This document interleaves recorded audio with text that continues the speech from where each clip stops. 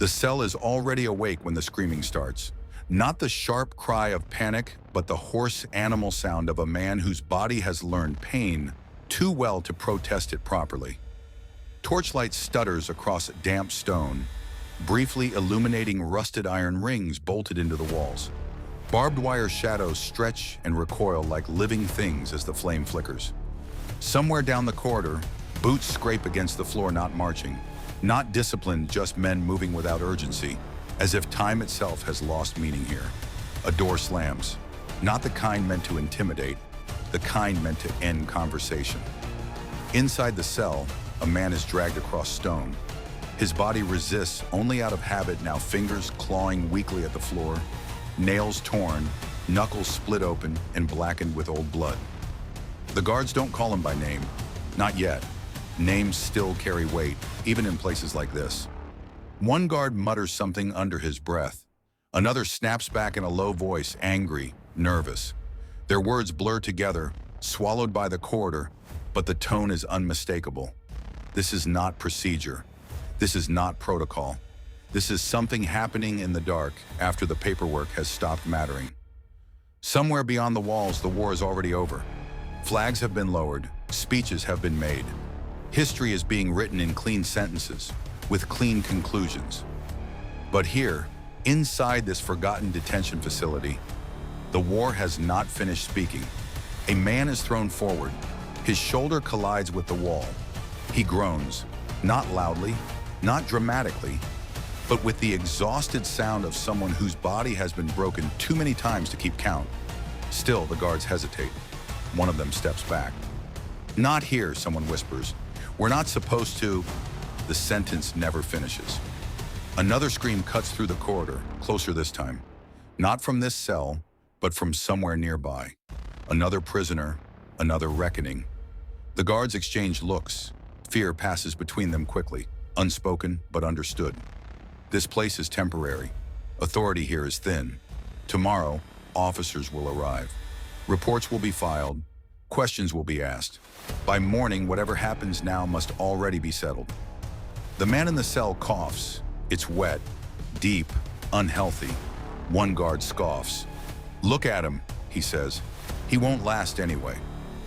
Another doesn't respond, because everyone here knows who this man is, even if no one is willing to say it aloud yet. This is not an ordinary prisoner. This is not a defeated officer waiting for trial. This is someone whose reputation arrived long before he did. A man whispered about in camps and command posts, a name spoken with disgust by enemies and with discomfort by allies.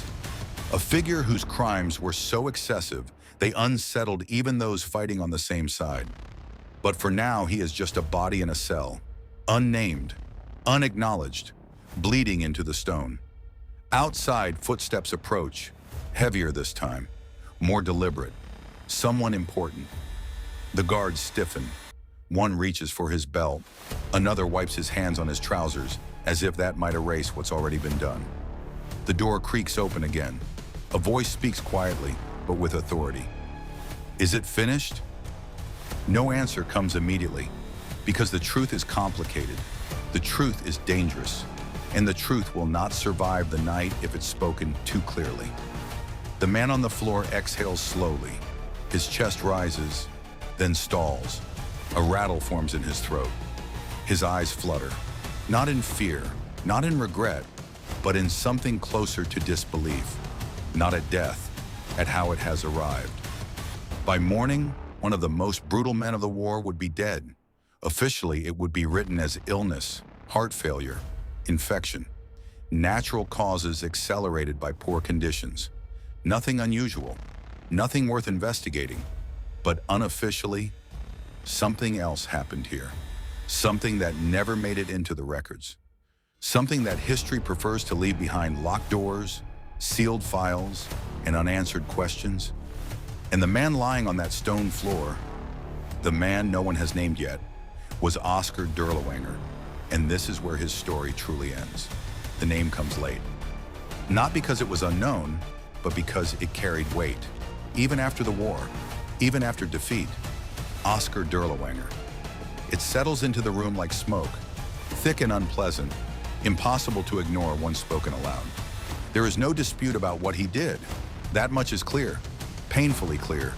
Entire villages erased, civilians executed as policy, atrocities committed with such frequency and enthusiasm that even hardened officers recoiled. His unit was not whispered about, it was avoided.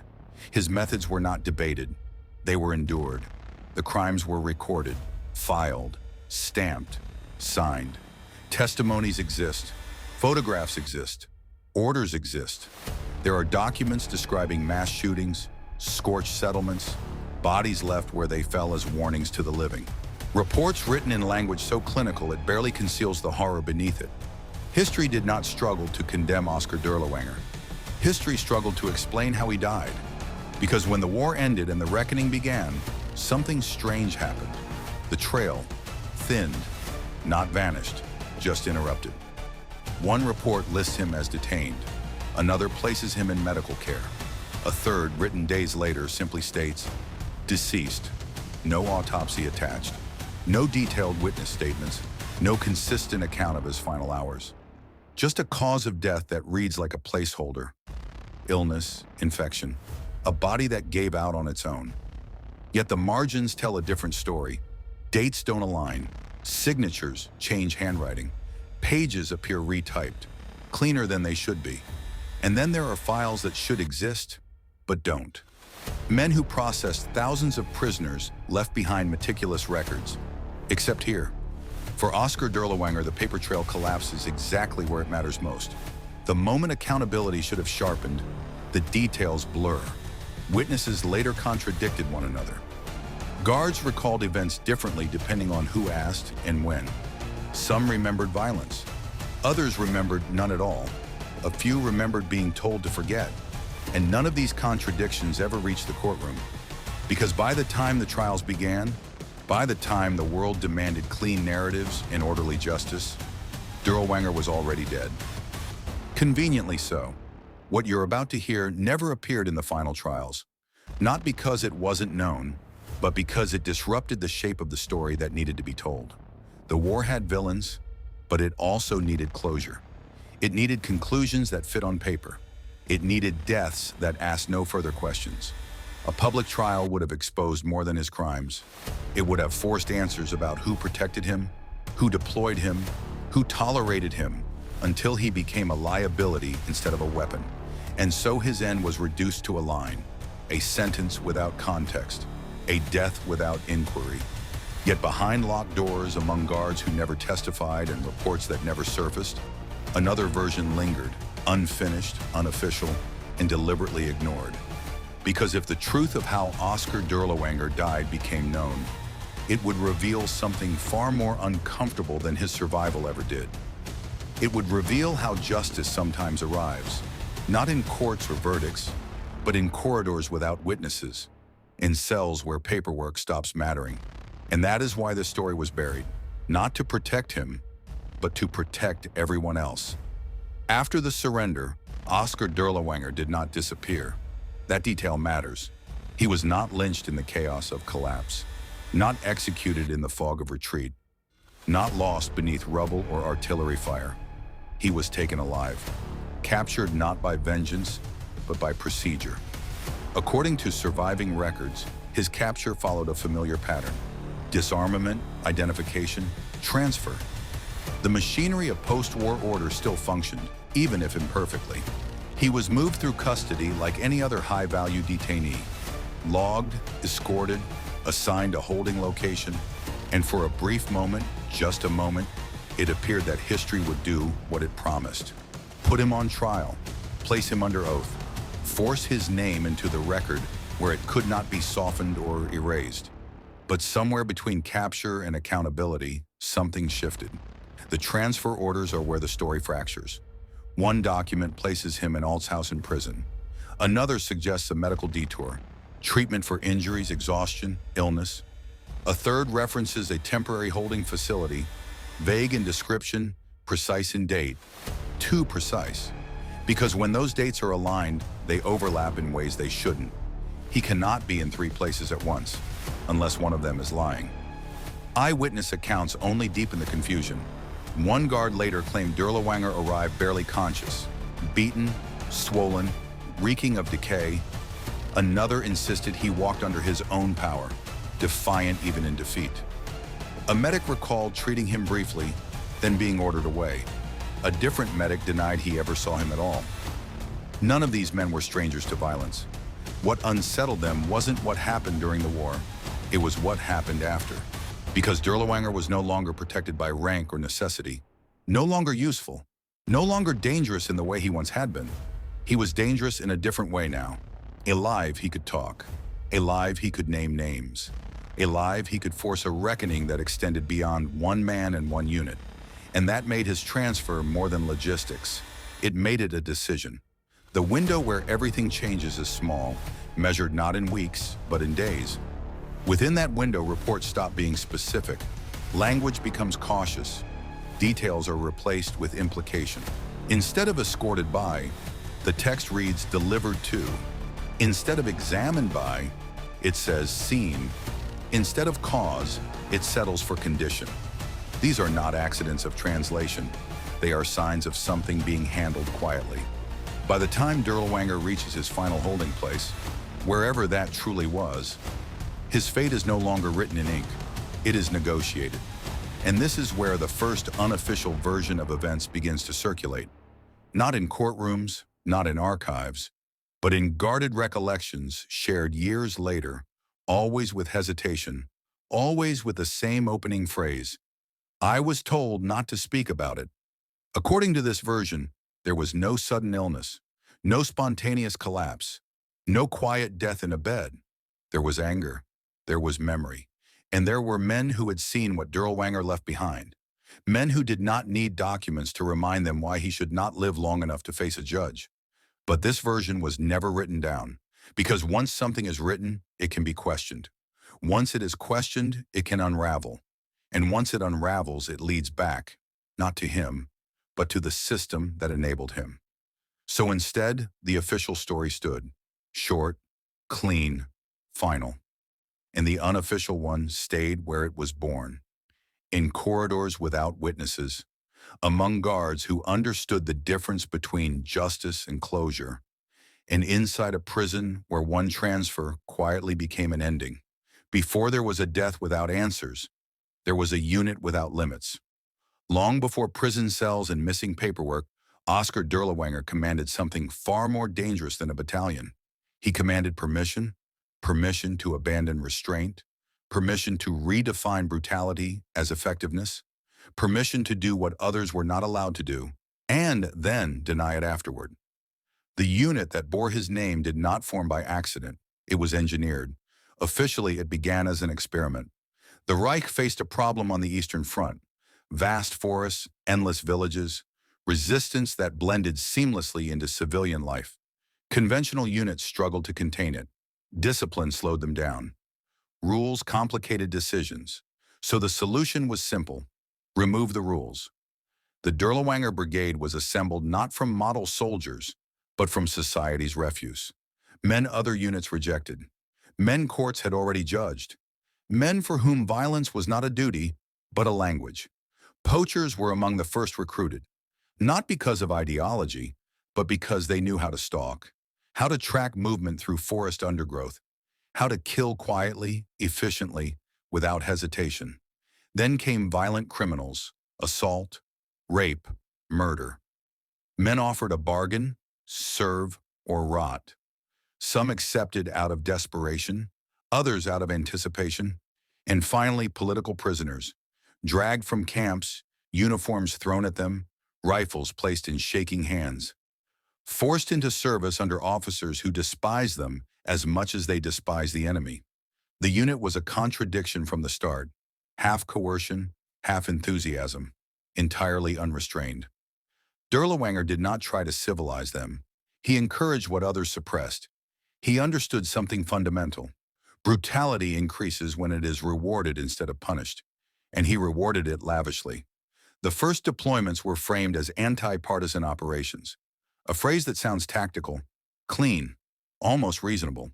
The reality was anything but. Belarus came first. Villages suspected of aiding resistance were encircled. Men separated from women. Children herded together, crying, confused. Accusations were rarely spoken aloud. Suspicion was enough. Homes were burned systematically, not in rage but in sequence. Street by street, roof by roof. Livestock slaughtered where it stood. Wells poisoned or filled with rubble. Those who ran were hunted. Those who hid were smoked out. Those who begged were ignored.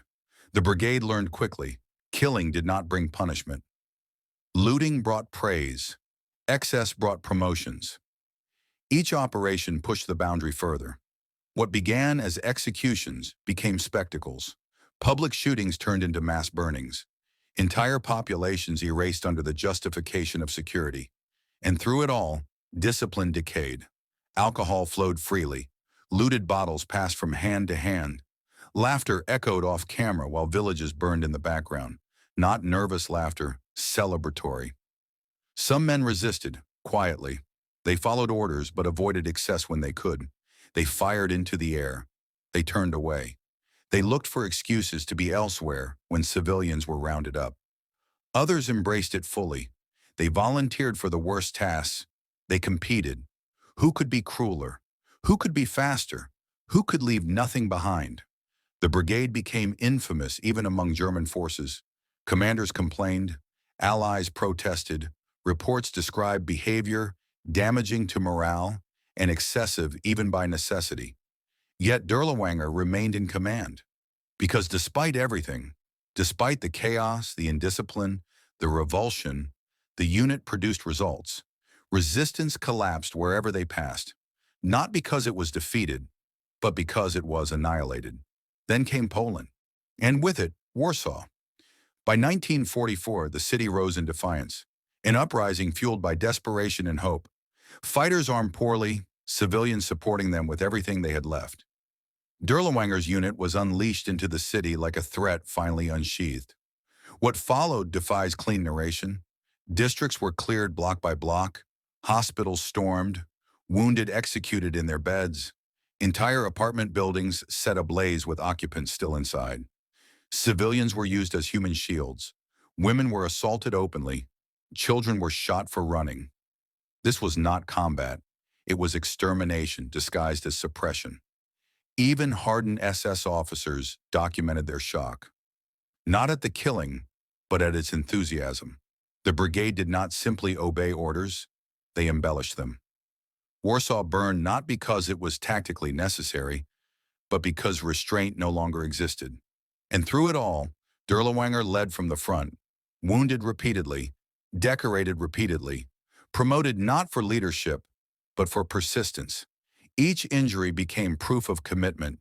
Each medal became insulation. By the time the Eastern Front collapsed inward, the Dirlewanger unit had become something else entirely. Not a brigade, not a battalion, but a moving permission slip for atrocity.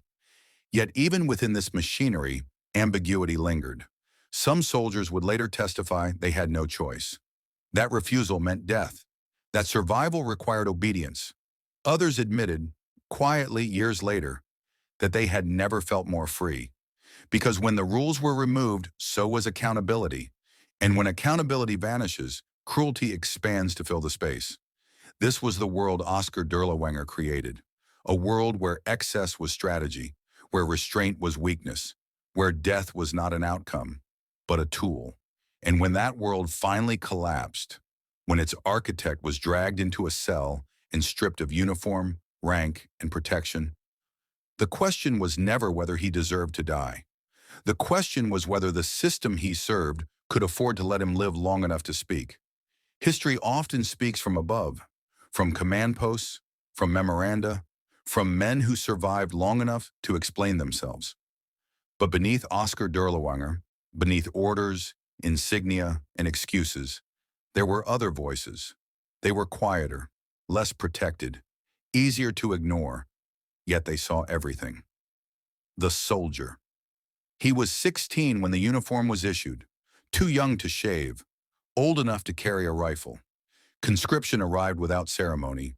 No ideology lecture, no heroic framing, just orders, a train, and a destination that smelled of smoke long before it came into view.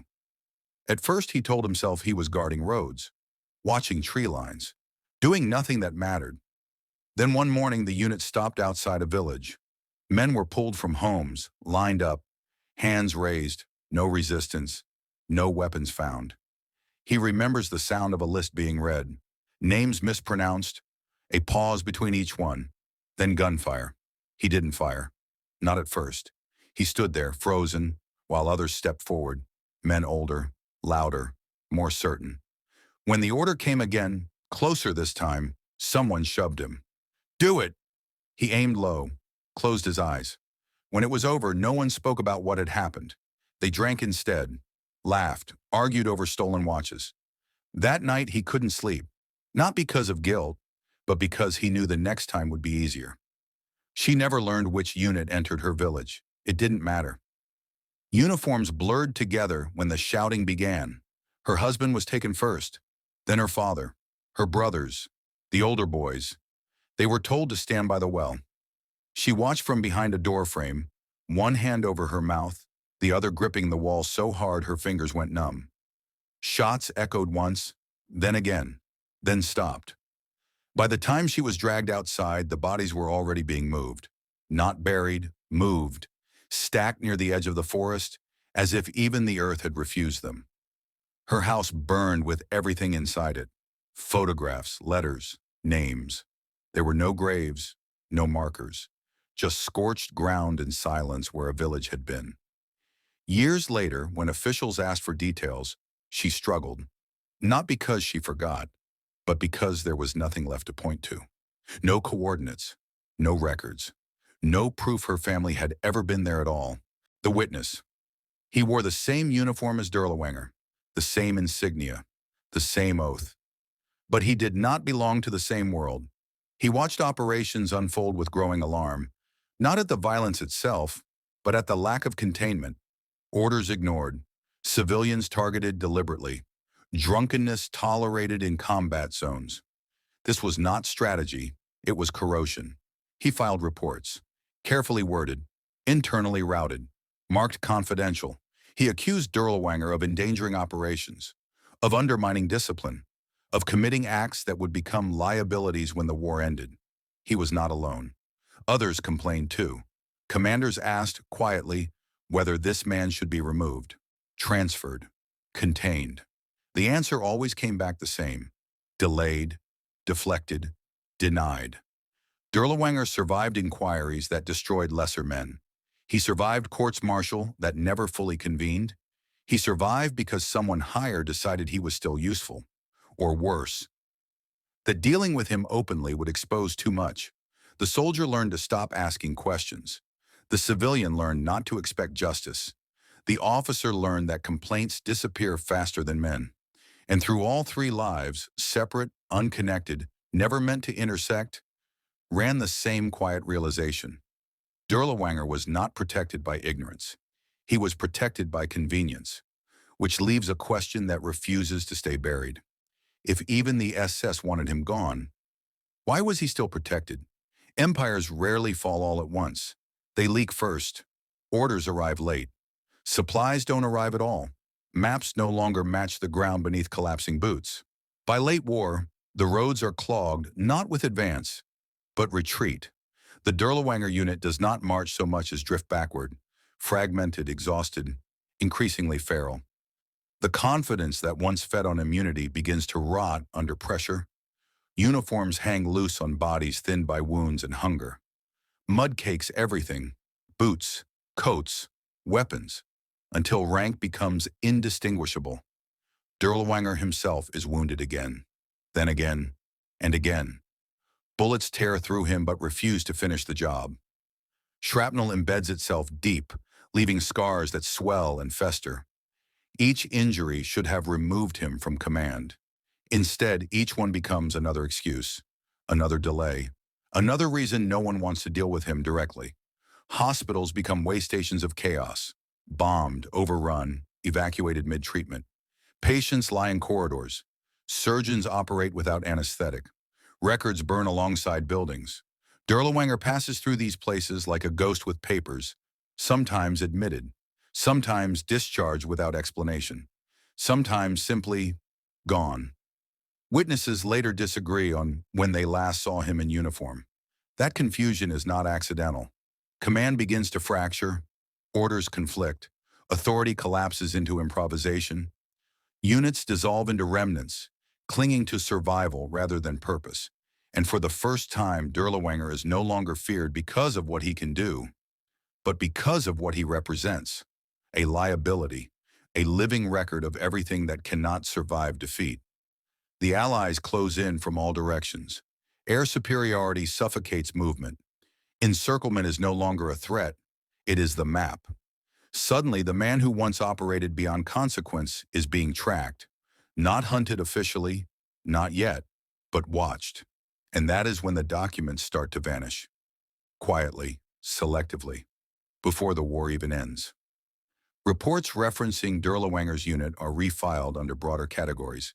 Casualty numbers change. Names are replaced with initials, or erased entirely. Orders once signed in bold ink appear later as unsigned copies. It is as if the system senses what is coming and begins to shed weight, not to save him, but to save itself. Dirlewanger feels the shift. For the first time, men hesitate to salute. Officers avoid prolonged contact. Transfers are discussed without his presence. He drinks more, rages louder, clings to authority that no longer protects him. The predator has not softened, but the environment that fed him is gone. By the time Germany collapses inward, Dirlewanger is no longer a commander in the traditional sense. He is cargo, moved when necessary, hidden when inconvenient, discarded when protection becomes too costly. And when capture finally comes, it is not dramatic. No last stand, no speeches, just exhaustion, just paperwork, just a man who once embodied sanctioned terror, now reduced to a name on a transfer list. A name that someone, somewhere, is already preparing to shorten, simplify, conclude. Because if Oskar Dirlewanger survives the war intact, the war will not survive him. And so the fall is not a moment. It is a process, a slow stripping away of power, evidence, and witnesses, until all that remains is a body moving toward a cell, and a story that must end quietly. He does not fall into Allied hands as a monster. He falls as a problem. The collapse of Germany scatters men like debris: wounded officers, deserters, refugees, fragments of units without names or purpose. In that chaos, Oskar Dirlewanger is briefly indistinguishable from the rest: mud-stained, bandaged, stripped of insignia. At first, he is misidentified, listed as a minor officer, a wounded veteran, another broken remnant of a defeated army. No one expects him to be here. The name does not yet ring alarms. The paperwork is thin. The war has produced too many prisoners to examine closely, too many faces to cross-check immediately. For a short time, dangerously short, Dirlewanger survives on anonymity. But anonymity never lasts. Not for men who leave scars deep enough to remember. Recognition comes not from files, but from people. A former prisoner stares too long. A civilian recoils at the sound of his voice. A medic notices the pattern of wounds, old injuries that align too precisely with reports whispered during the war. Then the testimony begins. Quiet at first, fragmented, urgent. Men and women who had survived massacres begin describing a commander who never stayed behind the lines, who laughed when villages burned, who wore his violence openly. Descriptions overlap, details repeat. A name emerges again and again: Dirlewanger. Medical records seal it. The injuries match. Gunshot wounds documented years apart. Shrapnel scars noted repeatedly, each coinciding with known operations. Hospital transfers logged, some official, some barely legible. The body confirms what memory already knows. The man in custody is not incidental. He is central. Once identified, the response is immediate, but careful. There is no celebration, no confrontation, just a quiet tightening of procedure. More guards, restricted movement, orders that come from higher up. Because this prisoner is different. Alive, he represents testimony that cannot be managed easily. Alive, he connects too many dots. The decision is made to transfer him, not to a frontline holding camp, not to an improvised facility, but to Altshaus in Germany, a detention site far from public view, where prisoners await processing, interrogation, and eventual trial. On paper, it is routine. In reality, it is containment. Dirlewanger arrives weakened, but conscious, no longer shouting orders, no longer feared by the men around him, just watched, observed, catalogued. Inside the walls, his name finally travels faster than he does. Guards whisper. Some recognize it instantly. Others learn quickly. Reactions vary. Disgust, curiosity, restraint stretched thin. He senses it. The change in posture, the lack of deference, the way conversations stop when he enters a room. For the first time, Dirlewanger is not insulated by usefulness or rank. He has survived the war. But survival does not mean safety, because the war is over. And the people who remember him are still very much alive. The official story is short, almost insultingly so. It occupies a few lines in a post-war record already crowded with endings. No dramatic language, no emphasis, just a conclusion written as if the man it described had never bent history around himself. Cause of death, illness, heart failure, complications from infection. The wording varies slightly depending on the copy, but the meaning does not. Oskar Dirlewanger, the document says, died in custody of natural causes, no further action required. According to this version, his body simply gave up, weakened by wounds, exhausted by years of excess, unable to survive confinement. A doctor is mentioned, but not named. An examination is implied, but not attached.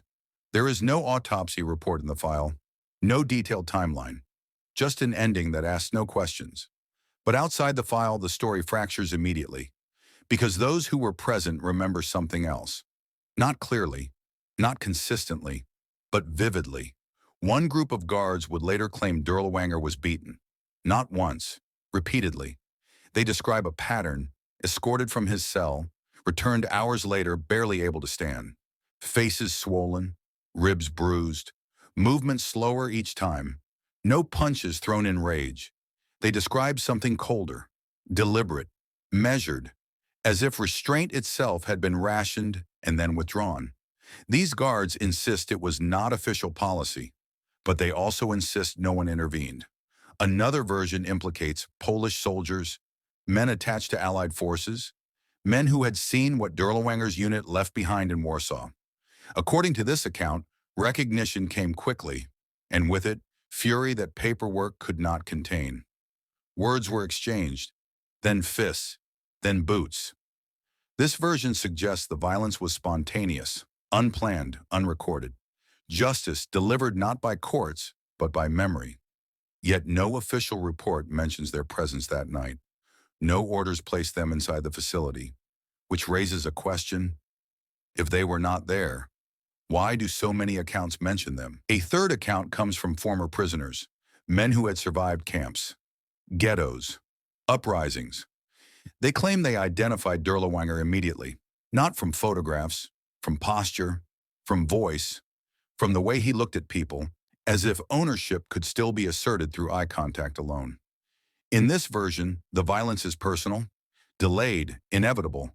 They describe a moment where recognition spread quietly, like electricity through a wire, a door left open, a corridor briefly unguarded, and then, no details.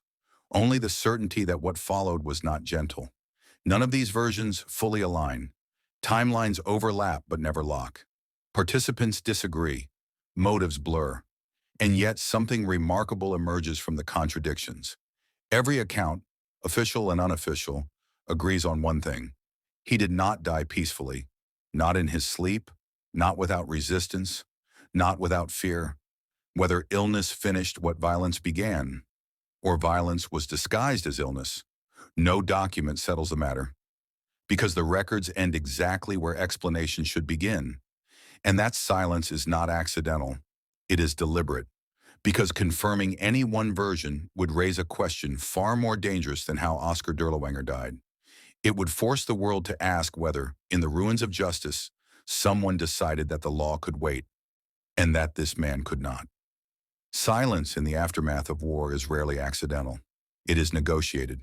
By the time Oskar Dirlewanger was dead, the world around him had shifted its priorities. The killing had stopped, but the reckoning had only just begun, and it was already fragile. Courts were assembling, borders were being redrawn, governments were forming from rubble. The last thing anyone wanted was another fire. Politically, the moment was unstable. Millions displaced, nations humiliated or hollowed out, justice systems overwhelmed before they even stood upright. Publicly acknowledging that a notorious war criminal had been beaten to death in custody, possibly by guards, soldiers, or survivors, would have sent the wrong signal. Not because people would mourn him, but because it would legitimize something far more dangerous. Vigilance, revenge, justice without process. And once that door opens, it does not close cleanly. There were legal problems too. Dirlewanger never stood trial. No indictment was finalized. No charges were read aloud in a courtroom, which meant there was no verdict to conclude, only a death to explain. Admitting he was killed deliberately would have forced authorities to confront an impossible contradiction. How do you prosecute a crime committed against a man whose own crimes were beyond dispute? Who stands accused when the victim is universally condemned? Who testifies when every witness carries their own trauma and their own justification? So the system chose the path of least resistance, a natural cause, a closed file, an ending without spectacle. No public execution, because that would elevate him. No public trial, because that would give him a voice. And no investigation, because it would expose how thin the line between justice and retaliation had become. But beneath those calculations lay something deeper. Moral discomfort, because if survivors took revenge, if guards looked away, if soldiers decided some men did not deserve the protection of law, then the story stops being clean. It stops dividing neatly into perpetrators and victims. It forces an uncomfortable question into the open. What happens when victims become executioners? This is the question history prefers not to answer, because answering it requires admitting that justice, after catastrophe, is never pure. That sometimes it arrives late, sometimes incomplete, sometimes wearing the same violence it claims to condemn. And so the truth about Dirlewanger's death was not erased, it was shelved, left unexamined not out of sympathy, but out of fear of precedent. Because if the world acknowledged what likely happened to him, it would have to admit that in the ruins of law, someone decided the law could not afford him, that his survival posed a greater threat than his death, and that decision, whether justified or not, could never be written into the record without unraveling the moral authority of the new order struggling to emerge. Which leaves us with the question no document answers, no trial resolves, no archive closes. Was this justice, or another crime history chose to excuse? After the files were closed, nothing replaced them. No hearings followed, no names were read aloud in court, no families were summoned to testify. For the survivors, there was no moment when justice arrived and announced itself. Only the slow realization that the war had ended, but their questions had not. Without a trial, there was no public accounting. Without a verdict, there was no official recognition of what had been done to them. Their suffering existed, but only as fragments. Personal memories unanchored from the historical record. Stories told at kitchen tables. Names remembered inside families. Events never confirmed by anyone with authority to make them permanent. For many, it felt like a second erasure. The first had been physical. The second was bureaucratic. Families searched for records that did not exist. They wrote letters to offices that had been dissolved. They asked for death certificates, burial locations, confirmation that someone, anyone, had witnessed the end of their loved ones. Often the response was silence, or worse, numbers, because entire villages were absorbed into statistics. Operations summarized, casualty counts rounded, civilian deaths categorized under phrases like security measures or anti-partisan activity. Language smoothed what violence had made jagged, and once something becomes a statistic, it becomes easier to forget. There were no graves for many of the dead, no markers where families could stand, no stone to touch and say, this is where it ends. Just forests that grew back, fields replanted, Cities rebuilt over layers of ash and bone. The world moved forward. History selectively followed. As for Dirlewanger, even his ending offered no closure. No body publicly identified, no grave acknowledged, no final document strong enough to silence debate. His name remained, attached to atrocities, to a unit, to a kind of sanctioned cruelty. But his death stayed blurred at the edges, unresolved, which means the argument never truly ended. Some historians insist he escaped justice, that dying in custody without trial denied the victims their reckoning. Others argue the opposite, that the system he exploited was incapable of judging him honestly, and that what happened was the only ending possible in a world still bleeding. Between those positions lies a silence history has never filled, because this story does not conclude with punishment. It concludes with absence, erased records, forgotten villages, unanswered questions, and the uncomfortable truth that for many who survived him, justice was never about watching him die. It was about being seen, being heard, being written back into history, something no document ever gave them. And perhaps that is the final cruelty. Not that Oskar Dirlewanger died without a trial, but that so many of his victims lived without one. By the time the silence settled, the pattern was already complete. Not proven in a courtroom, not confirmed by a single document, but shaped by everything that remained and everything that vanished. Oskar Dirlewanger did not simply die, he was removed. When the accounts are laid side by side, official records, survivor testimony, guard recollections, missing files, one conclusion rises quietly above the rest. Not dramatic, not cinematic, just inevitable. Dirlewanger was likely killed while in custody, not by accident, not by illness alone, but by hands that recognized him and chose not to protect him. Whether those hands belonged to guards who had seen the evidence, or soldiers who carried Warsaw in their memory, or former prisoners who finally stood close enough, the distinction matters less than the decision itself. Someone crossed the line, and then others chose not to look back. The death was concealed not because the victim was innocent, but because the consequences were dangerous. Admitting what likely happened would have invited international scrutiny at the precise moment the post-war order was trying to appear lawful, controlled, legitimate. It would have raised legal questions no one wanted to answer. Who is responsible when justice happens outside the law? Who stands trial when the dead man deserved none of its protections? What precedent is set when vengeance aligns too closely with morality? So the solution was silence, a natural cause, a closed file, a death that asked nothing of the living. History allowed it, not out of mercy, but out of discomfort, because Oskar Dirlewanger was indefensible. There was no version of him that could be rehabilitated through procedure. No trial that would not reopen wounds far larger than one man. No sentence severe enough to balance what he had done. And so the truth was buried alongside him, not honored, not denied, simply set aside. When someone commits every crime imaginable, even the truth becomes uncomfortable. To expose it would have required admitting that the law, newly rebuilt, fragile, idealistic, could not contain the aftermath of its own absence. That sometimes justice arrives broken, sometimes undocumented, sometimes wearing the same violence it condemns. So Dirlewanger's story ends the way it began, in the dark, between whispers, behind locked doors, inside a silence carefully preserved by those who believe that some men do not deserve clarity, only endings. And whether that ending was justice, or simply the last quiet crime of a ruined era, history still refuses to say. Because to answer honestly would require admitting something far more unsettling than his death, that after absolute cruelty, there are no clean conclusions, only choices and silence. The corridor is empty now, no footsteps, no voices, no urgency left to justify what once happened here. Only stone walls that absorbed everything and gave nothing back. The cell doors are closed, not slammed, not locked in haste, but shut with the quiet finality of something already decided. Somewhere down the hall, a light hums, then dims, then disappears. The war moved on.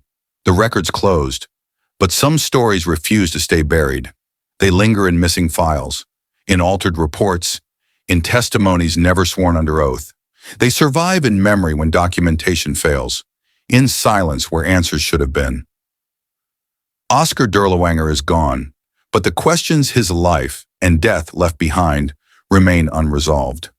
Not because they lack evidence, but because acknowledging them would require confronting how justice actually works when the law collapses and who decides what happens next. There are other files like this, some still sealed, some waiting to be reopened, and every one of them asks the same quiet question: what else did history choose not to record? Fade to black.